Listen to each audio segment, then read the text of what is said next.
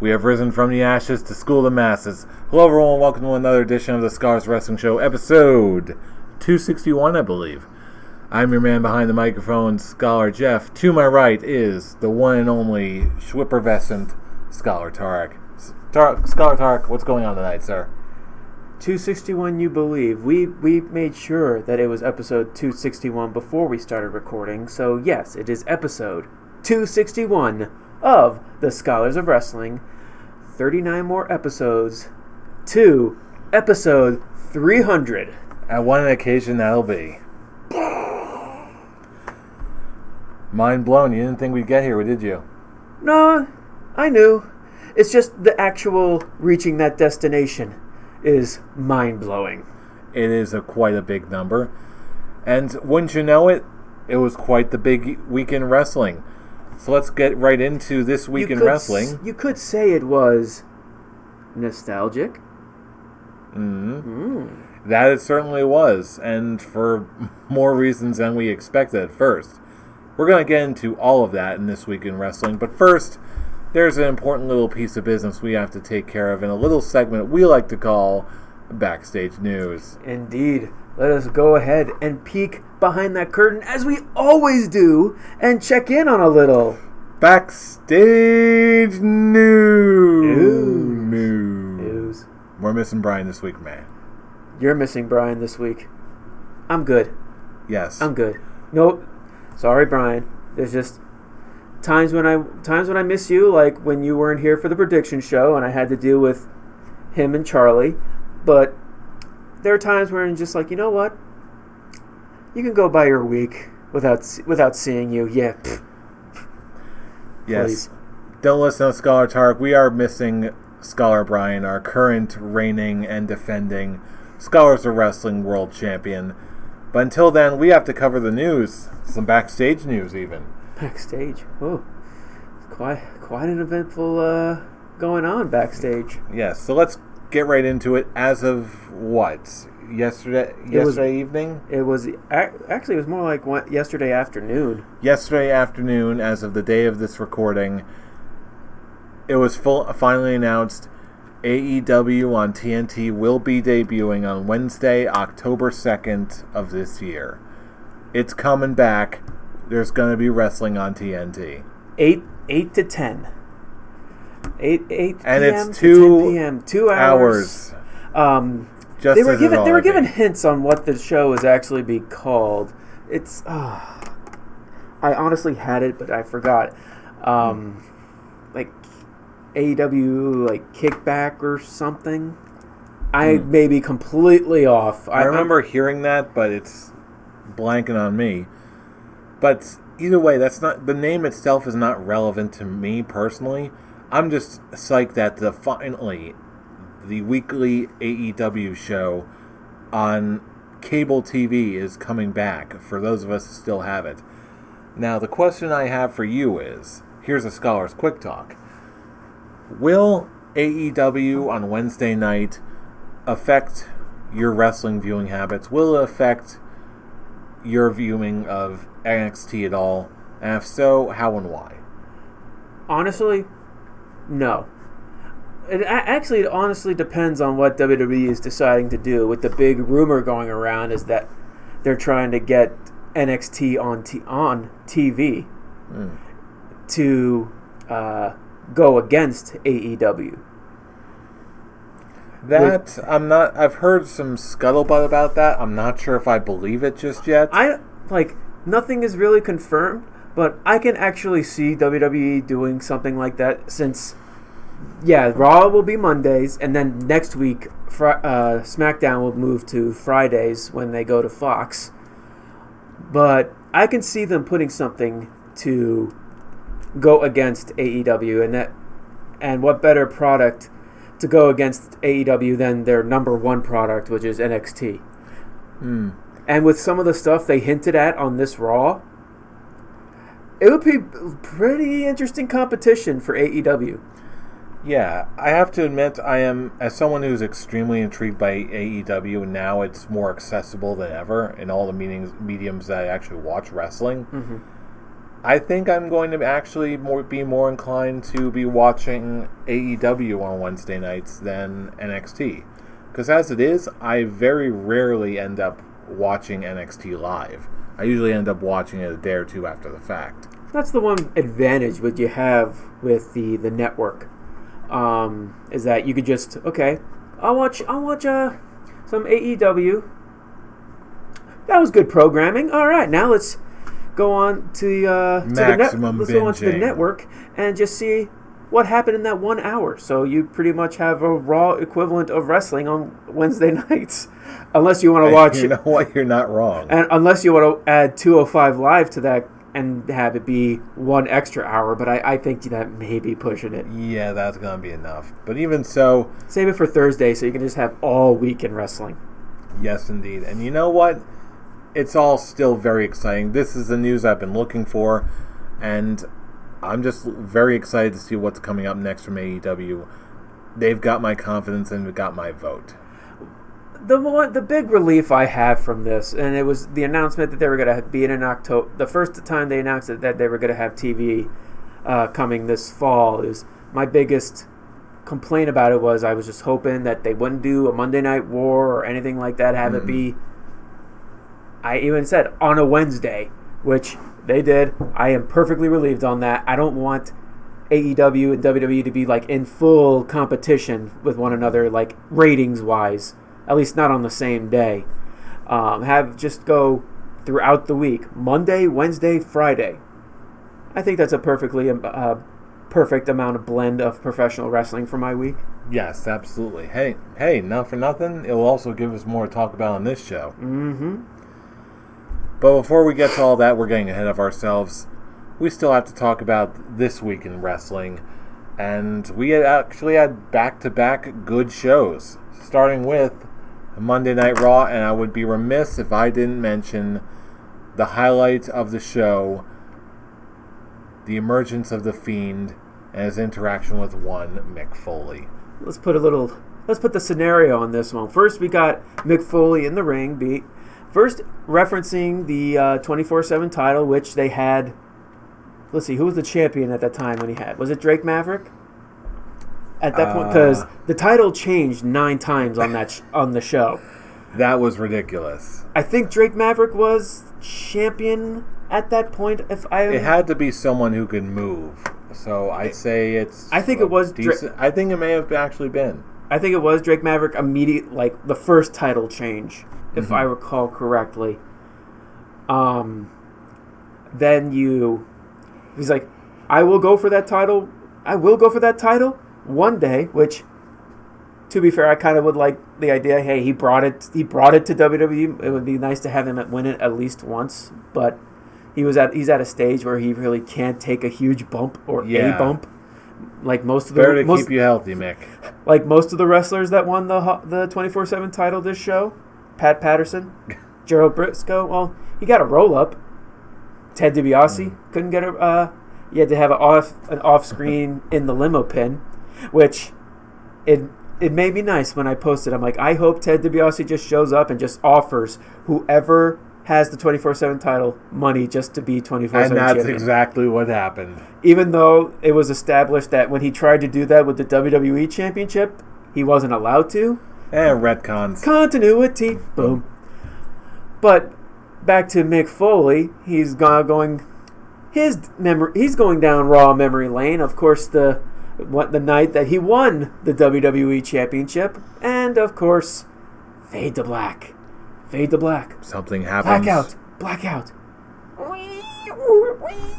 That weird violin screeches of Bray Wyatt sliding effect, and he's listening to the gloves. He puts the heel down. He's listening to Hurt. Mandible claw to Mick Foley. Mandible claw pose. He does it with the fingers, which I honestly didn't even catch at the first. But, oh, man, it all just worked so well. Here's a Scholar's Quick Talk for you. Yes. People are assuming that this segment was for Bray Wyatt to add the mandible claw to his arsenal. Would you be for or against that? For it all the way. This as a lifelong Mick Foley fan, Yeah, he's been my favorite. He's been my favorite of all time for as long as I've been watching WWE, WWF, whatever you want to call it. When the video started distorting out, I was like, oh no, he's going to attack Foley. But then the more I thought about it, I feel like this Raw has been full of just delayed reactions on my part, at least. So when I started thinking about it, this is actually an ideal fit.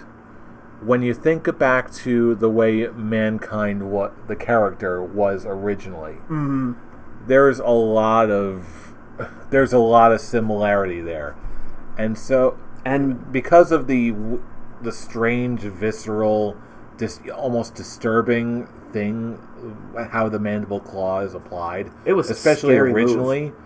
It's just like you see it. The fingers go down the throat. Everything is just like, it's literally a mandible claw. It's a claw on your mandibles. It's ripping your jaw apart. It's making you pass out. It's hitting your nerves and causing an incredible amount of pain. It was a very scary move before he introduced Mr. Sacco to it. It is the kind of move that very few wrestlers can pull off. Kind of like the Iron Claw. It's not a move that everyone can pull off. With Bray Wyatt's character, this is honestly a perfect fit. Not only does he have the gloves, he's got that reputation of just being like, let me in, or I will force you in.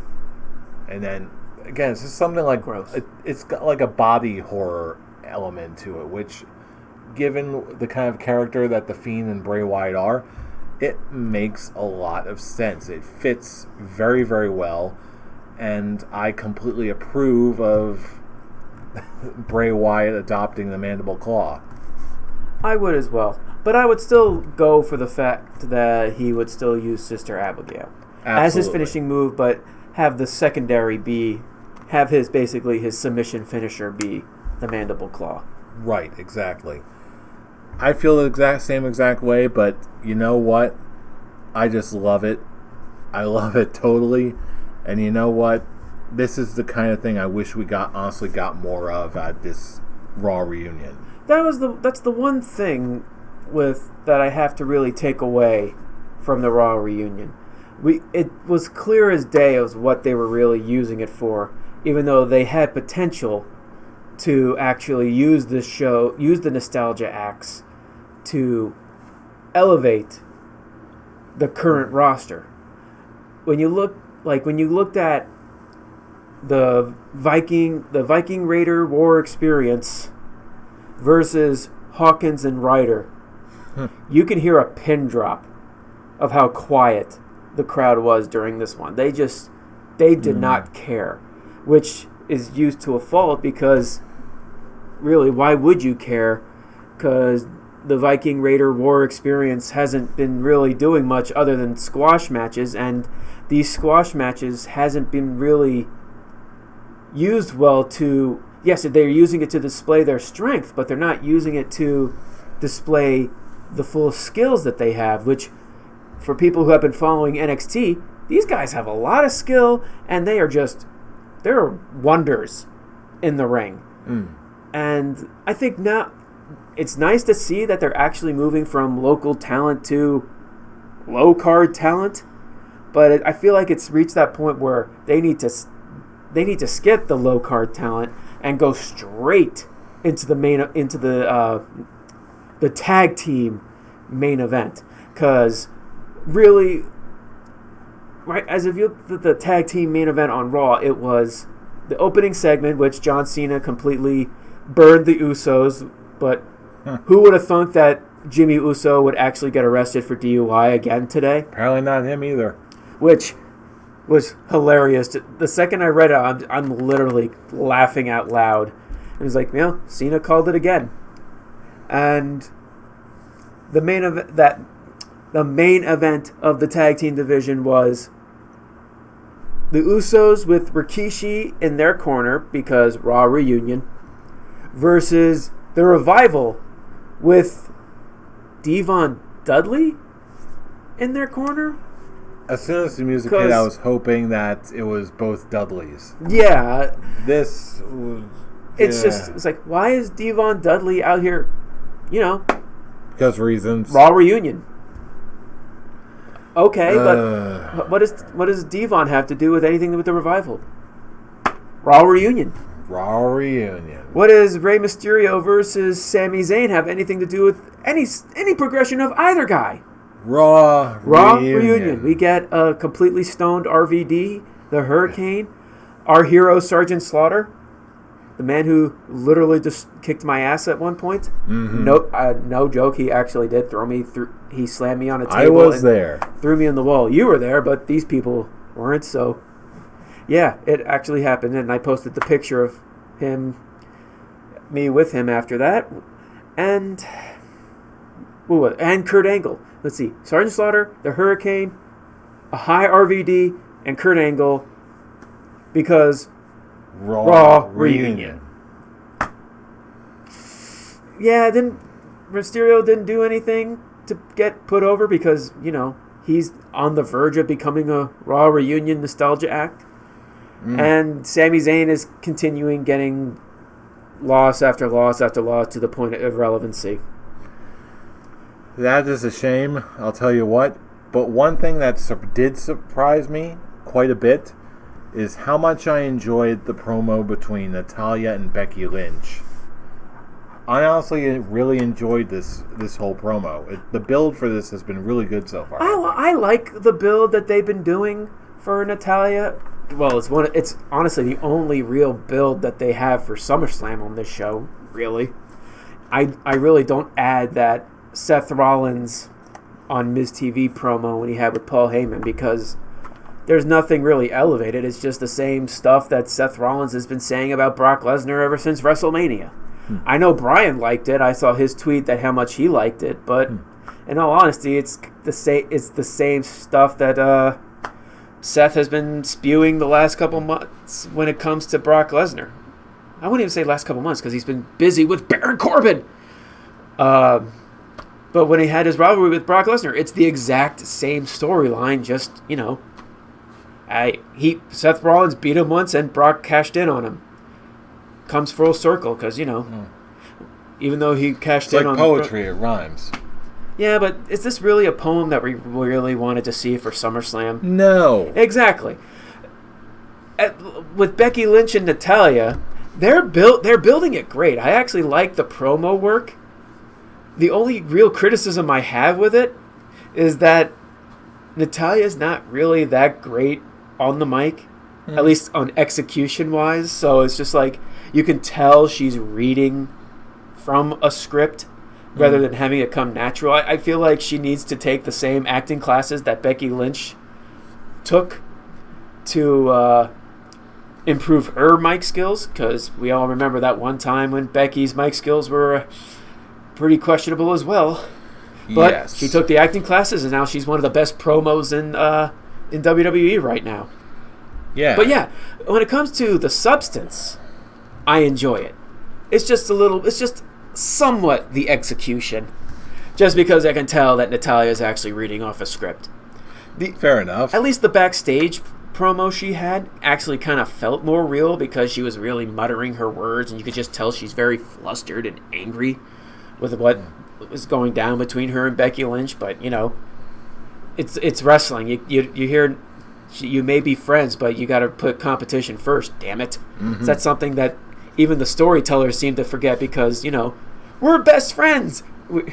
We're best friends. We love to have fun. We have a good time. Oh, yeah, there's a belt, but we're best friends. Oh, you betrayed me. I thought we were best friends. Oh, I'm just so completely hurt. You broke my heart. Now it's personal because we were friends and you turned against. You said mean things to me. And you took my belt. Did she with Natalya? No. What are you referencing? I'm just referencing the generic formula for feuds that we seem to keep seeing time in and time out. Specifically for women's wrestling, unfortunately. It seems that once Ronda Rousey disappeared, the status quo for women's wrestling kind of went back with a few steps backwards, because evolution, revolution, women's evolution, revolution. Yeah, because those are words that how they go. Yes, Invented by Stephanie McMahon. What do you say, ladies? But outside of this, there was still plenty of like with Raw. Was there any other moments that jumped at you? The only other real thing that jumped out at me, other than Stone Cold's speech at the end, but we'll actually get to that one later because that's actually a fun thing to talk about, because that's just another problem that that WWE seems to have nowadays. The Seth Rollins versus AJ Styles. I like the idea, and I do like that this was more angle building than actually having a legit wrestling match. Because normally with these Raw nostalgia shows, the 25th anniversary, Raw 1000, Raw reunion, it's most of the cases the nostalgia acts are brought in to basically make some of the younger talent look like complete and utter morons, and it's just basically taking a shit on the younger roster. The roster that, shows up every week and you actually have to build, so eventually those will become the nostalgia acts and do the same shit all over again. WWE! Thinking about the end game. At least with this one, when DX showed up and the club or OC or whatever the hell they want to call themselves now, at least they didn't squash them. They're being, the club, OC, whatever, are actually being booked. They're actually being protected here. Thankfully, because I see the club, OC, whatever. I think that's just what I'm going to call them now. The club OC, the OC club. Sure. Let's go with that. The OC club. At least these guys, yeah, AJ Styles is the United States champion, but it's like the stable of the OC club is now being booked to eventually reach that point where they're top level main event, a heel faction. And not having, yes, DX, Triple H and Shawn Michaels come in the ring. They try to do a 2-sweep, but Triple H seems to be losing his mind because, instead of doing the 2-sweep, which is what he did last month when he tagged with AJ Styles, Gallows, and Anderson, they just told him to suck it. Because, again, it was a live show, so I guess that continuity means jack shit. Then again, yeah, I think you're right. This is just this part of it was just a show just for a Raw reunion and just for the televised audience. It's now reached the point where Seth Rollins really wasn't put over. He got the rub from almost every member of the Clique. Which, seeing now NWO, Kevin Nash, and Scott Hall with DX, it's like, yep, WWE is just like, yeah, what was great about the NWO? We're just merging it now with DX. It's now one faction. And now we have pretty much the great meme of all the members of the Clique hugging each other, and you just see Seth Rollins standing in the background. Oh, come on, guys. I want to play too. I want to be in it too, which I've seen plenty of memes, and I'm laughing at every single one of them. Poor Seth. But yeah, Seth got the rub, even though really he doesn't need it, and it didn't do anything to elevate the club. This was just more of a glorified house show angle that was on TV. It's really hard to take this show seriously, because other than Becky Lynch and Natalya, there really wasn't any build for SummerSlam. I was going to say Backlash, but there was no build for SummerSlam. Well, then again, we also do have 2 more weeks ahead of us. But we have 5 matches announced. There's because it's the number 2 pay-per-view, we're probably going to get double that in the next week. I think it's a very safe bet. It's just the whole fact of very little build with little time that they have. Yes, it's 2 weeks, but in those 2 weeks, it's 3 hours and 2 hours. It's 5 hours to actually build for a show. Very true. But then again, there was also some more build when we take a look at what happened on SmackDown this past week. And Stone Cold closed it.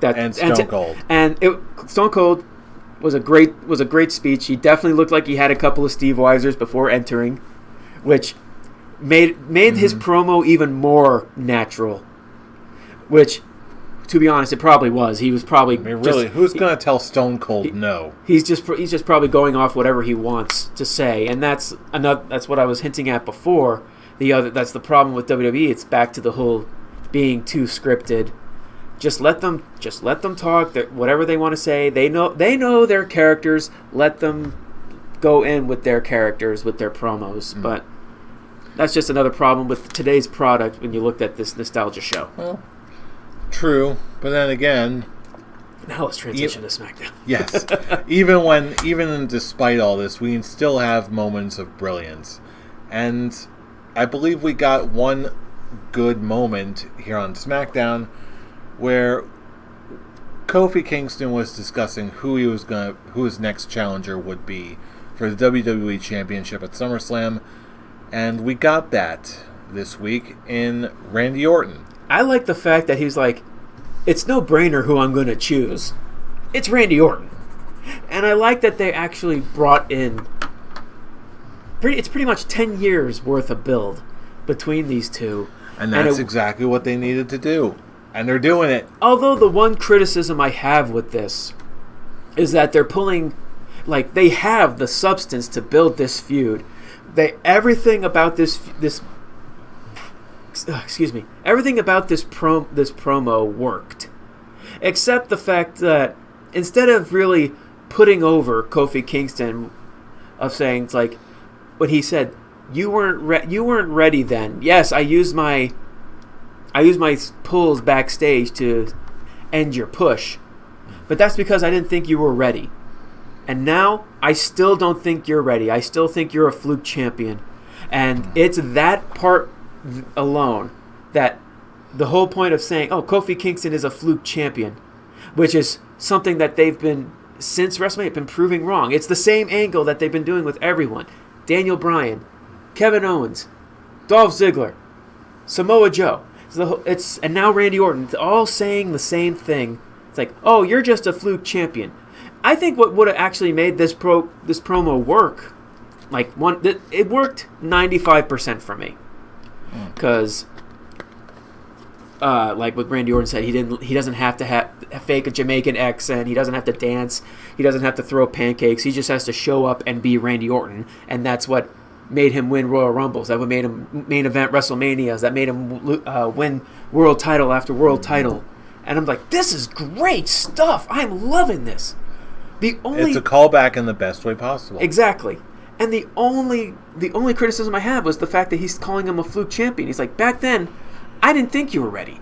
If he actually went and said that, if he actually went and put Kofi over and say, you know what, now I actually think you are worthy of my time. You are worthy of being that champion. But remember, you still didn't win that. You won that belt because I injured Mustafa Ali. You're in this position because of me. And because of that, I'm now going to take you down. And you know what? And I'm like, that would have been great. You put over Kofi as a true top level main event guy, which you can say he is, but also he's been facing lower mid card heels. It's one of those. You look at all his feuds since winning the belt. You don't really see him losing the belt to these guys. You don't see him losing it to them. At least now when you have it with Randy Orton, it's a main event guy. It's a feud that actually really can put Kofi over in that top level view. And here is the caveat here that makes this all work. There's still plenty of time to flesh out these things and take in any of those directions. But for real, even just in this one promo, because of the history that both men have, you really didn't have to dress it up too much. There was more than enough of that action to go around. I just wish they did, like I said, everything about this promo worked except the fact that they pulled the same shit they've been doing with every other feud and just saying he's a fluke champion. I think now you can move past that because he's establishing that he isn't. Am I getting tired of his title reign? I made that clear. I kind of am. I like Kofi Kingston a lot, but I'm kind of getting tired of his storyline. I'm getting tired of his title reign / storyline. But at least I am still invested in this because of the personal history that they're adding to the storyline. They made the stupid storyline canon, other than just backstage. That actually happened. They actually are adding it to the story, which people know about it anyway. People know. They'd be foolish if they didn't. People know about it. The younger crowd is now learning through it through good storytelling. And that's the one thing that SmackDown, in my opinion, has greatly over Raw. While Raw was really focusing on the nostalgia acts to get that ratings back up, SmackDown was actually separating itself. And this show in particular definitely made it feel that, yes, it still had Raw replays because Raw is still the A show in Vince McMahon's eyes.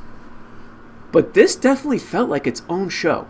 It truly did. There was maybe like 2 or 3 wild cards on this show. There was only one that I can really think offhand for the Raw show, and that was Roman Reigns because Roman Reigns has to be on both shows apparently. Because Roman Reigns.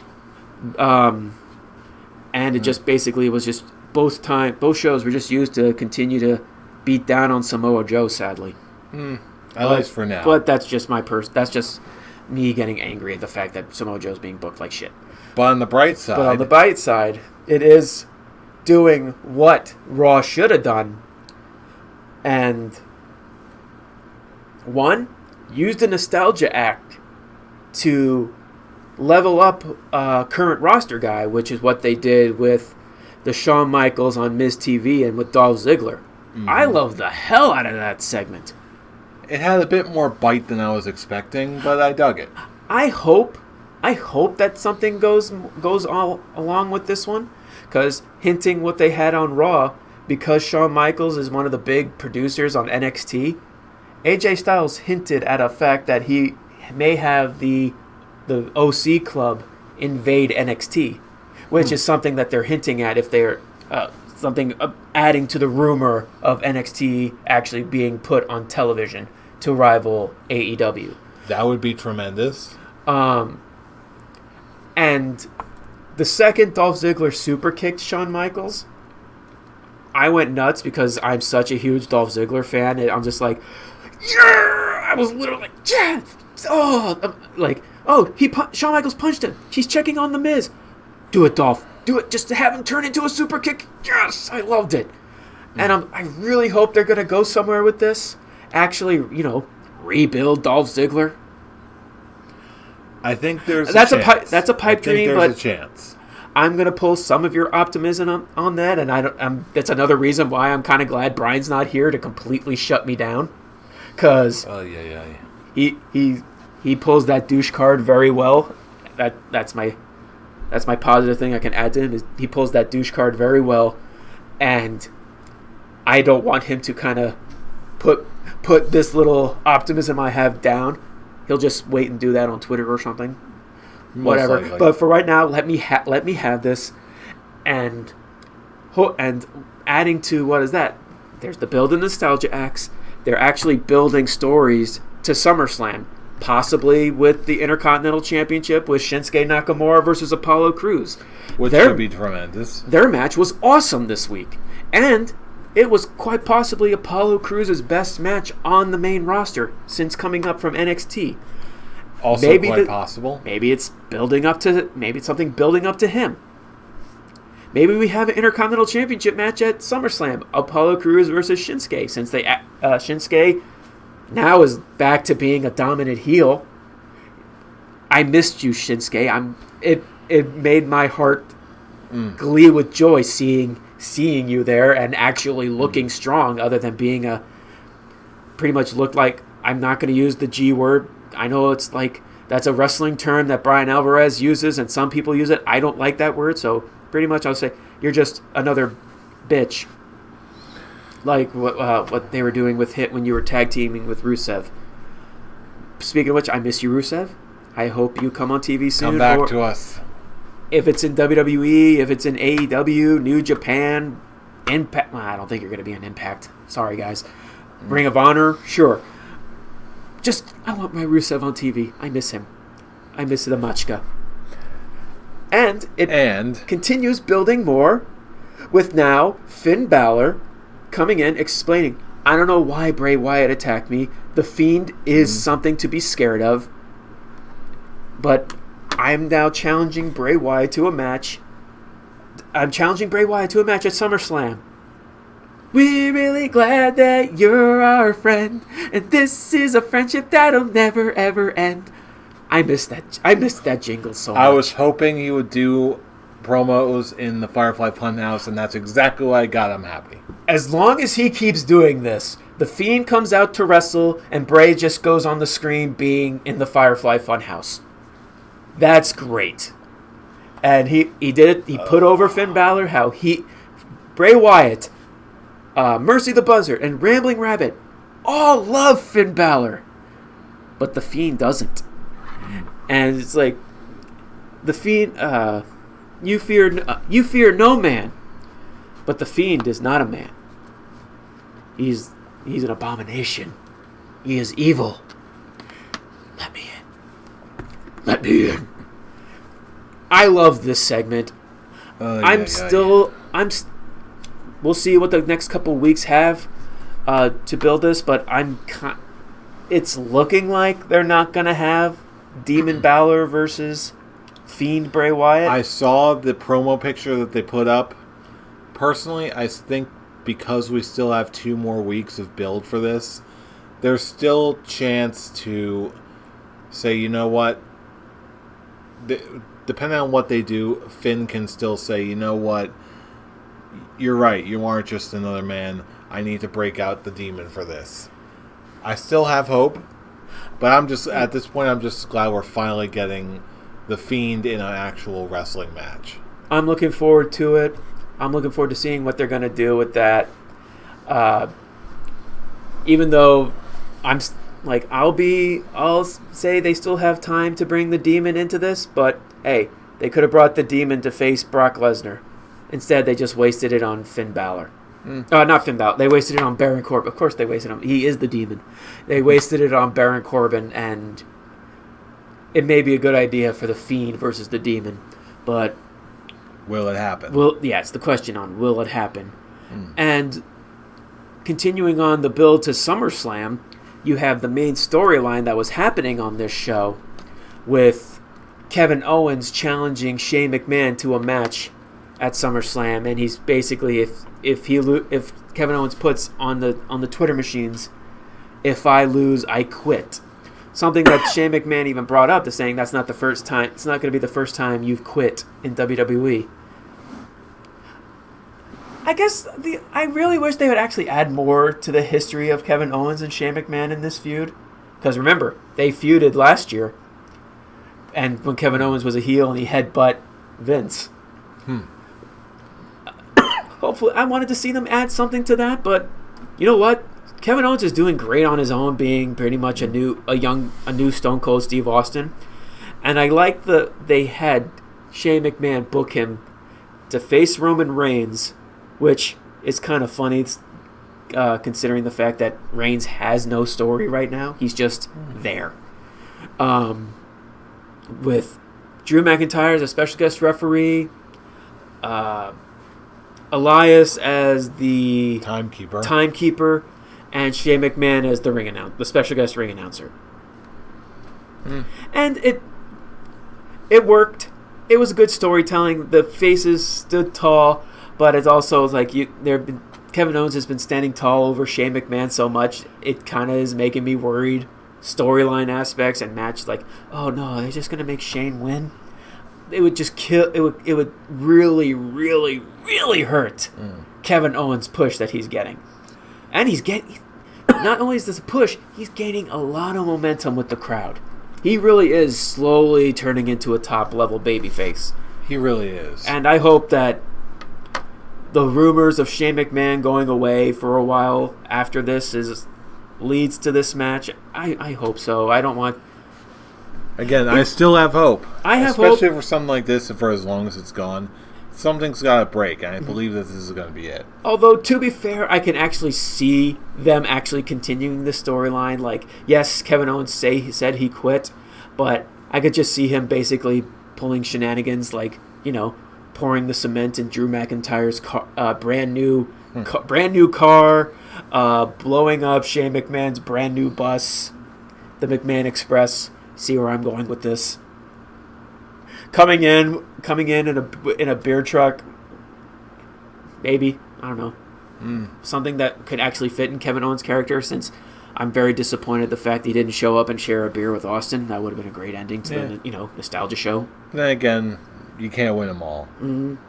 But anyway, speaking of Raw, all things considered, which one do you think was the stronger show, Raw or SmackDown?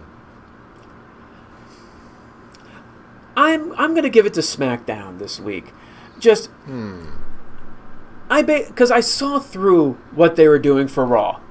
As much as it's awesome to see all these nostalgia acts, and it really was, and what they did with the 24/7 title was just stupid fun, which is what the 24/7 title is.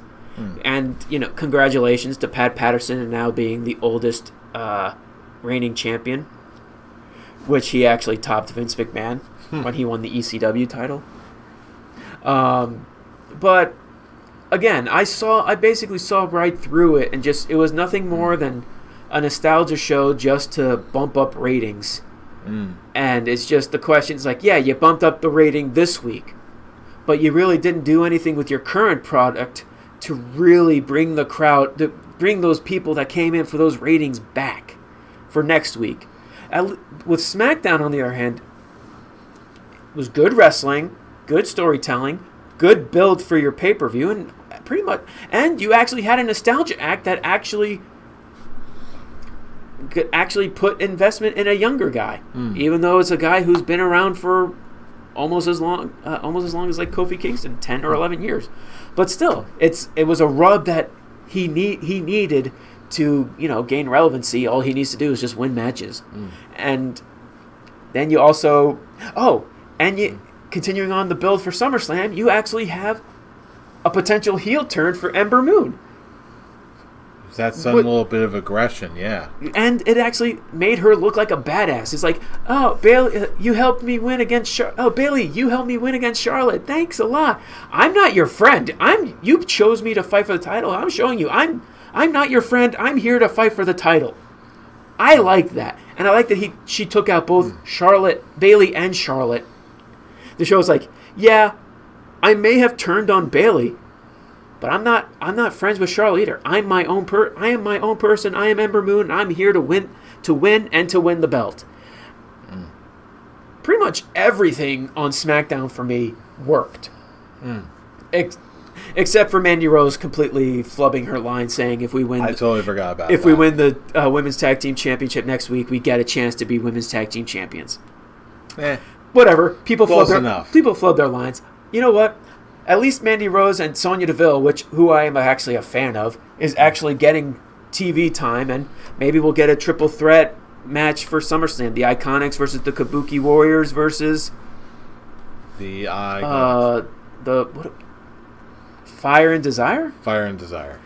Yeah, Fire and Desire. It's, again, more builds for SummerSlam. It's making your current talent. It's putting over your current talent and using a nostalgia act to put over your talent, and you're building on storylines. It was a complete package for me, and it made me really want to look forward to SmackDown this next week.